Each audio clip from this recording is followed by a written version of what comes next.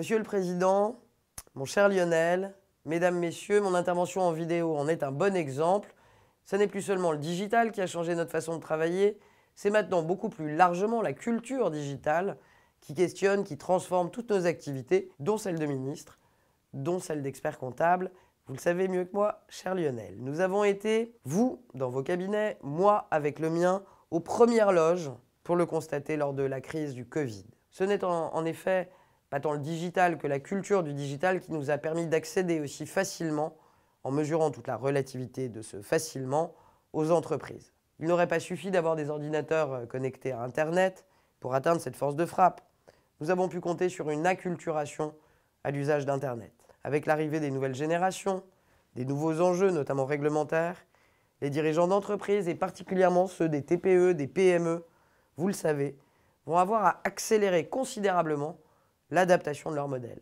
Ils pourront en faire un atout, si tant est qu'ils soient bien accompagnés.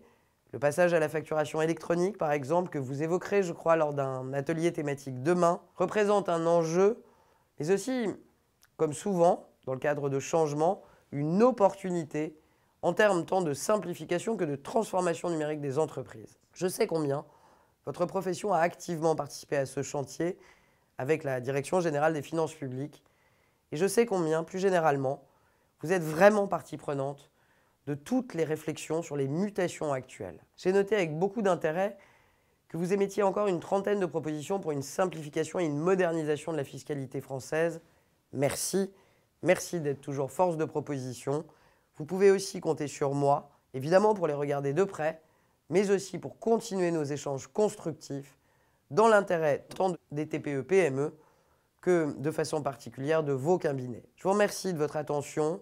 Je vous souhaite de très riches échanges, fructueux, tout au long de votre congrès et avec une pointe de jalousie, double, oserais-je dire.